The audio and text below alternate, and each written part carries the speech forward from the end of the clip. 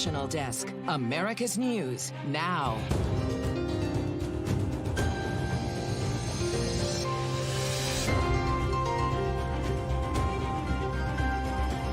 I dispute that the characterizations about his memory that were in the report are accurate, because they're not. And I think the president spoke very clearly about how his mind was on other things. Inside the fallout from the special counsel's report as the focus shifts from possible wrongdoing to the president's capabilities.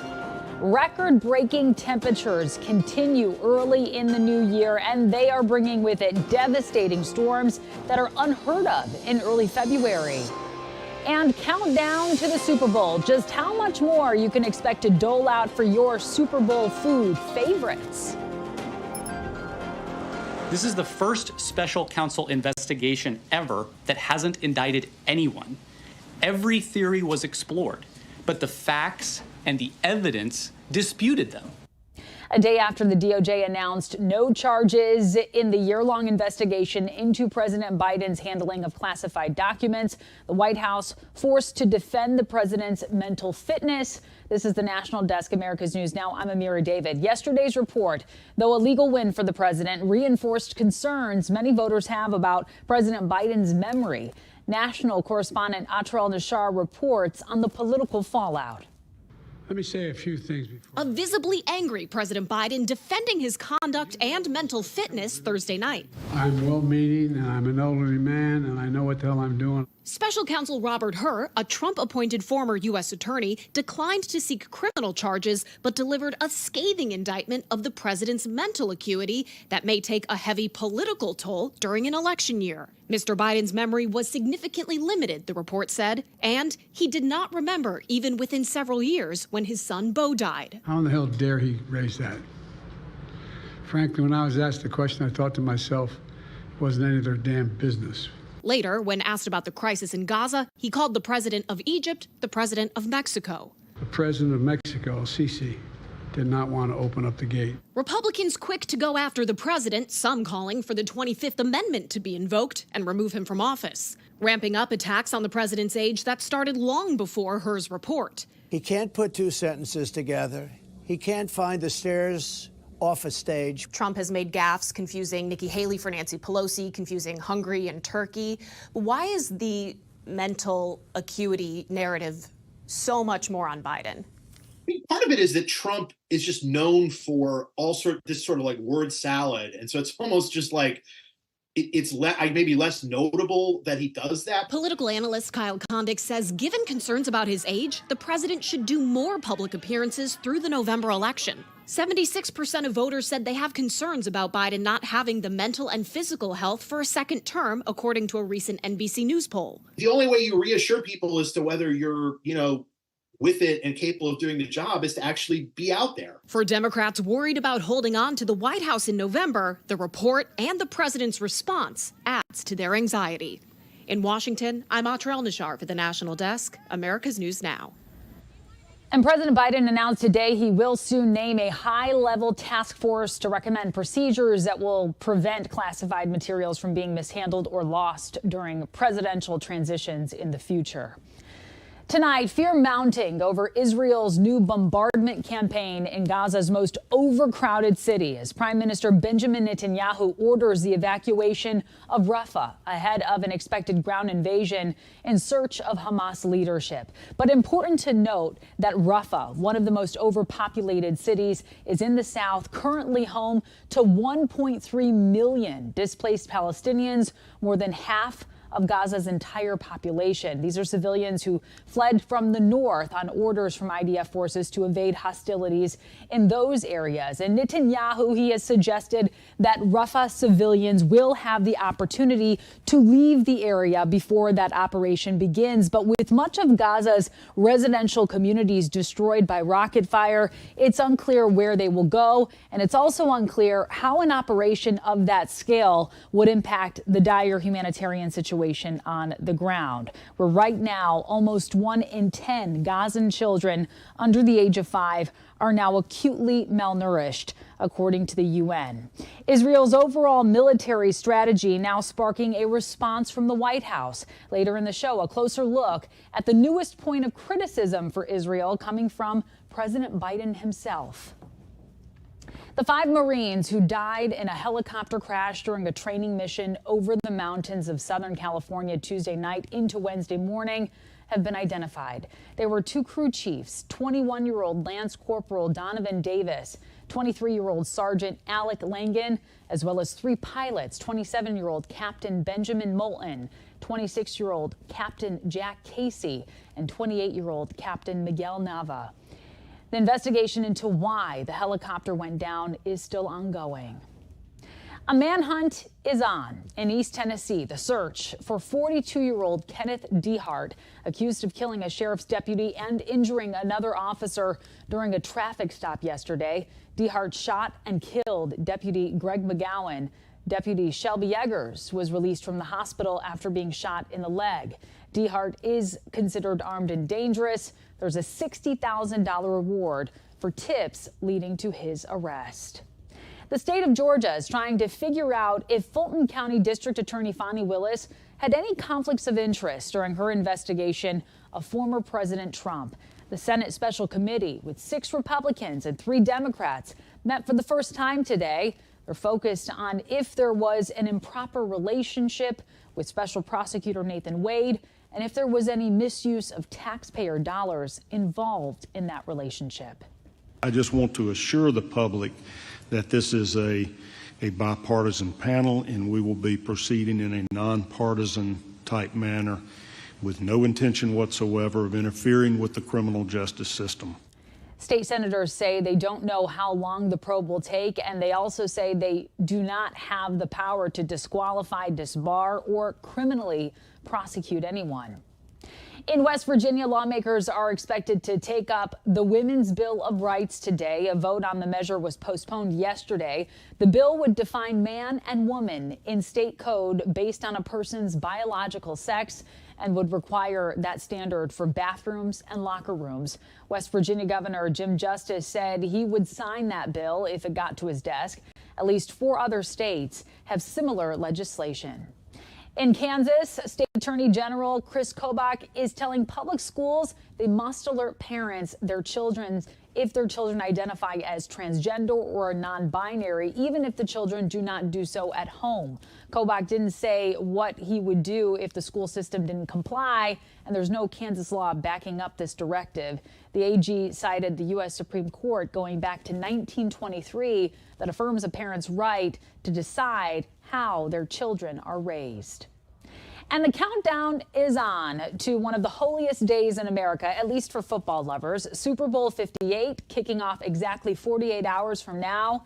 Big screens will be on and big food spreads will be in tow. Now, for those of you hosting this year, you're probably going to want to know exactly how much more it's going to cost you. Well, sad news to report, the cost of groceries up slightly this year, 1.3% according to the Consumer Price Index. Your 2 biggest offenders, burgers and chips. With record low cattle numbers across the country, beef is up 12%. A bag of tortilla chips, meantime, that's up about 6% more than it was in January. The National Desk's Brian Sheen has more from Las Vegas.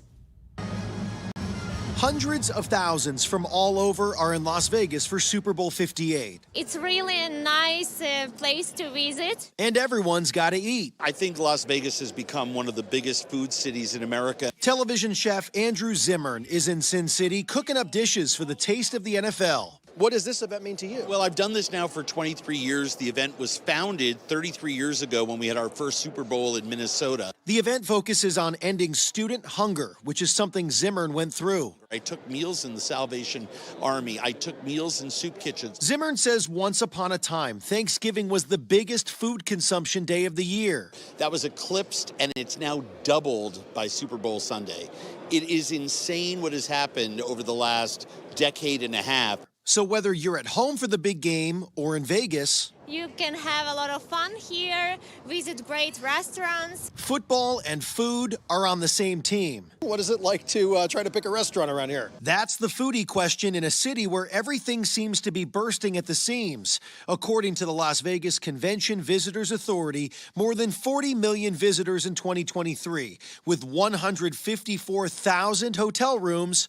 So where's everyone going to eat? YOLO's in Planet Hollywood comes to top of mind. I don't know why. They have wonderful tableside guac. It's pretty interesting to try all food like from different restaurants, especially, for example, from Sinatra. The wines was excellent.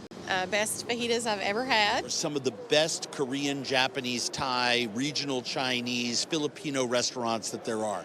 And I think that's a really amazing thing for people to explore here, especially because it takes you off the strip. A city with something for everyone. There's so many options. How does it stack up compared to other cities you've been to? It's probably the best because you have thousands and thousands of choices. Vegas is for the foodies. According to TripAdvisor, there are roughly 4,300 restaurants here in the city. Any type of food that you could possibly want, it's here. Well, coming up, a wave of warmth is blanketing a large part of the country, which records were already broken today. Then a new poll shows how Americans feel about the safety of air travel after several concerning incidents. And a Florida community is mourning the loss of 3 teen boys. Why some want one of the boys' mothers to be charged with a felony. We'll be right back.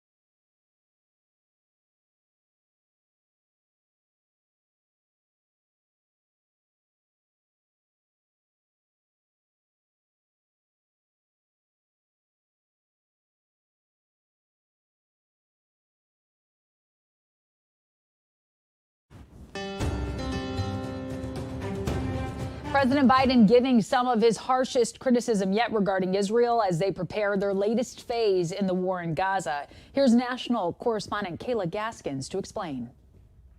President Biden delivering sharp criticism of Israel during Thursday evening's press conference. The conduct of the response in Gaza, in the Gaza Strip, has been over the top. After Hamas's October 7th massacre, Biden staunchly defended Israel's right to defend itself. Entire families slain, young people massacred, women raped, assaulted, paraded as trophies. Israel has the right to respond, indeed has a duty to respond. But amid unrelenting protests from some of his key support groups, the president now appearing to shift his policy as warning signs for his re-election campaign begin to flash. Support for Biden noticeably plummeting among Michigan's large Arab American community. A recent poll has him trailing Donald Trump by 5 points. The key battleground state helped deliver Biden the White House in 2020. Michigan Congresswoman Rashida Tlaib among the most vocal critics. The level of support for Netanyahu's war crimes by the Biden administration and the majority of this body is beyond belief. In an effort to mend ties, Biden sending top aides to Michigan, where they met with Arab Americans Thursday, including Muslim activist Osama Siblani, a public supporter of the terror groups Hamas and Hezbollah. Siblani is the publisher of Arab American News. He received a personal invite from the White House. Take me inside that room. What happened? Well, you know, first of all, they listen to what we have to say. They're not doing anything so far, so we are waiting for them to do something. The private sit-down unleashing immediate backlash from the Jewish community. This week, Biden also placing new conditions on U.S. military aid to Israel, something progressives have been pushing for. In Washington, I'm Kayla Gaskins for the National Desk, America's News Now. Well, the Facebook and Instagram accounts of Iran's supreme leader Ayatollah Ali Khamenei have been taken down by Meta. The company said they repeatedly violated its dangerous organizations and individuals policy. Meta bars accounts that support U.S. designated terrorist groups, which Iran is accused of. Khamenei's primary Instagram account had over 5 million followers. An Iranian asylum seeker who took 15 hostages on a train last night has died from wounds suffered during a police operation. It happened in Switzerland, where the man wielding an axe negotiated for hours with law enforcement through WhatsApp before the police stormed the train. All of the hostages were freed without injury. An investigation is ongoing for the motive. Swiss police say they don't believe it was a terrorist attack. Temperatures in much of the eastern U.S. are well above average today, already breaking records. Detroit, Syracuse, Chicago, Fort Wayne, Indiana, all setting new record highs. By tomorrow, many places in the Midwest, Mid-Atlantic, and Northeast will be as much as 20 to 30 degrees above average. And cleanup is underway right now after a tornado plowed through Wisconsin yesterday, a first for February. It left many without power and caused damage in multiple counties. The Rock County Sheriff warns evacuated residents to stay out of the area as they clean up. No major injuries were reported. The NWS is surveying the area today to find out how many tornadoes touched down. Despite recent concerns about airplane safety in the U.S., most Americans think air travel is generally safe. That's according to a new AP NORC poll. It finds around 7 in 10 adults say planes are very or somewhat safe. Still, only about 2 in 10 adults say they're very confident planes are being maintained properly or are safe from structural problems. What is marriage worth? According to a new Gallup poll out today, about 15% higher anticipated well-being. Since 2008, Gallup has asked more than 2.6 million adults, how do you see yourself 5 years from now? And answers from married adults consistently fare better. Last year, 61% of married adults say they are thriving, while less than half of unmarried couples said the same. 45% of divorced and never married individuals had the same positive outlook. Early voting is underway to see who will replace expelled New York Congressman George Santos. Republican Mazi Pilip cast her ballot this morning in the state's 3rd congressional district. She faces Democrat and former Congressman Democrat Tom Suozzi to fill the empty seat. And a recent Siena College poll had Suozzi leading Pilip 48 to 44%. It's a pivotal race because the Republicans' majority in the House is currently just 7 seats with 3 other vacancies. The special election concludes on Tuesday, February 13th.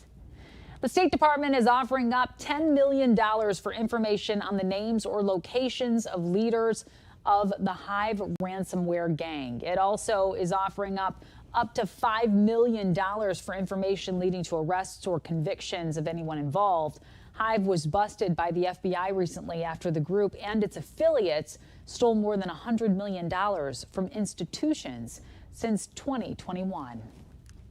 A Nebraska lawmaker wants to hire a hacker to break into the state's computer network. A new bill would give the Nebraska State Patrol $200,000 to hire an ethical hacker. That person would try to break into the state's computer network and election equipment. The goal is to find vulnerabilities in the system before hackers can exploit them. And we already shared exactly how much you might have to spend on food for a Super Bowl party. Medical reporter Liz Bonus details how much fans typically eat on game day. Hey there, everybody. It is the 2nd biggest eating day of the year, next to Thanksgiving, depending on, of course, what's on your menu. Food markets are busy leading up to game day. Laura Riley of Ohio's Madison's at Findlay Market says they do see a big bump. We do. We do see we're a lot busier with people buying different things like for snacks and Super Bowl parties. It's not much of a surprise, then, that a recent survey from Let's Get Checked shows nearly 7 in 10 of us plan to overindulge on game day. Game predictions this year show we will average as many as 8,000 calories just on game day. Most of those will come from pizza. Up to 3 slices can give you about 700 calories. Loaded nachos up to about 1,400. Chips and dips up to about 500. Swap the chips for veggies and you can significantly lower those odds, however. Healthier things that you could make for Super Bowl would be like hummus, maybe use some radishes or broccoli, different vegetables for dip instead of using chips. If that's not your thing, just cutting back on what you drink can make a big difference. One report shows the average person has at least 3 beers at 500 calories and 3 cans of regular soda at about 400. So swap to diet or calorie-free drinks and you save 1,000 calories during the game. Finally, it's chicken wings that are the big game day food. 7% of all wings are actually eaten on game day at 100 calories each. And just in case you're wondering, psychologists also found recently that people ate double the fat on game day when their team didn't win compared to those who cheered for the winning team. Yeah, the nutritionists say it's all about pacing. With your health news, I'm Liz Bonus reporting. Good tips, Liz. Thank you. And coming up, criminals are facing charges in Virginia for a flower delivery scam, how the scheme worked, and what police still don't know. We'll be right back.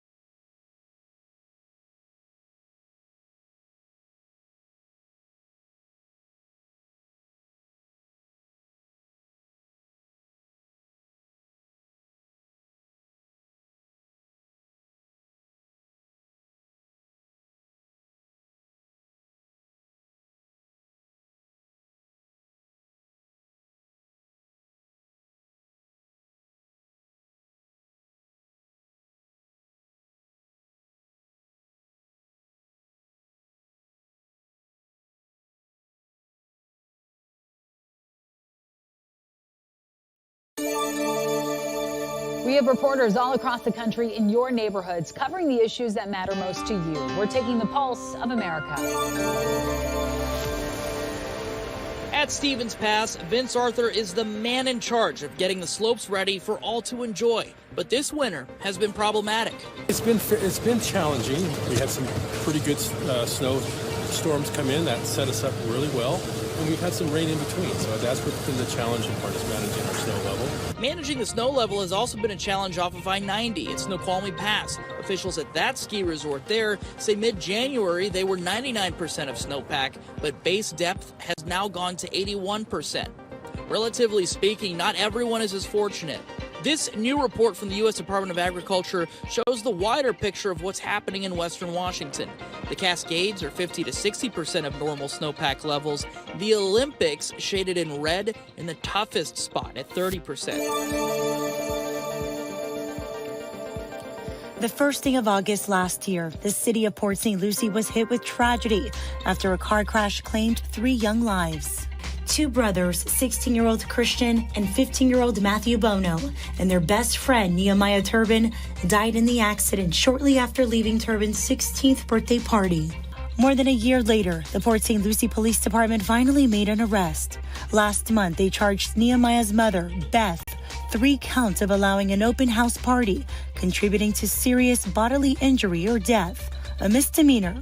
She has since bonded out. Not only me and my family believe should be felony charges, but the community as well. Emily Bono has since created this online petition in hopes to get Justin Cormier with the state attorney's office in Fort Pierce to upgrade the mother's misdemeanor charges to a felony.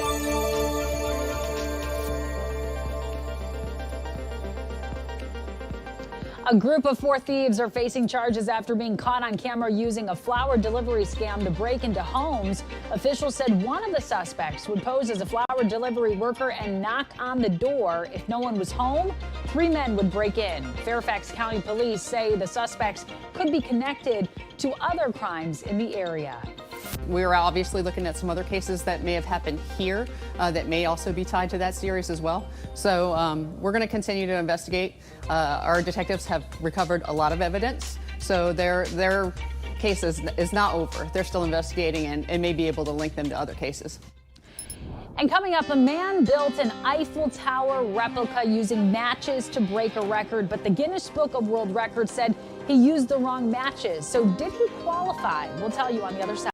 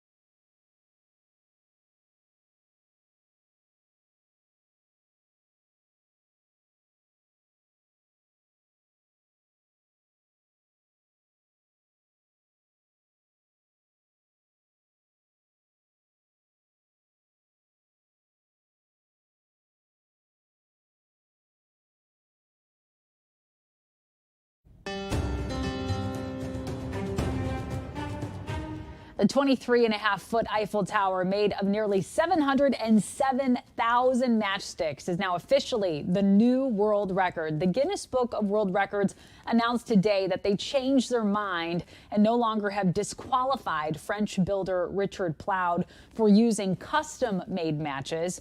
Mark McKinley, director of Central Records Services at Guinness World Records, says they corrected some inconsistencies within our rules and added that Guinness regrets the distress that the last 24 hours caused and what should have been a moment for celebration. So congratulations, Richard Ploud. It's a record 8 years in the making and well deserved. What a masterpiece. That does it for this edition of the National Desk. We do invite you to join us again this evening for more coverage on America's top stories. Just check your local listings. Enjoy your Super Bowl weekend. I'm Amira David, and I'll see you right back here on Monday.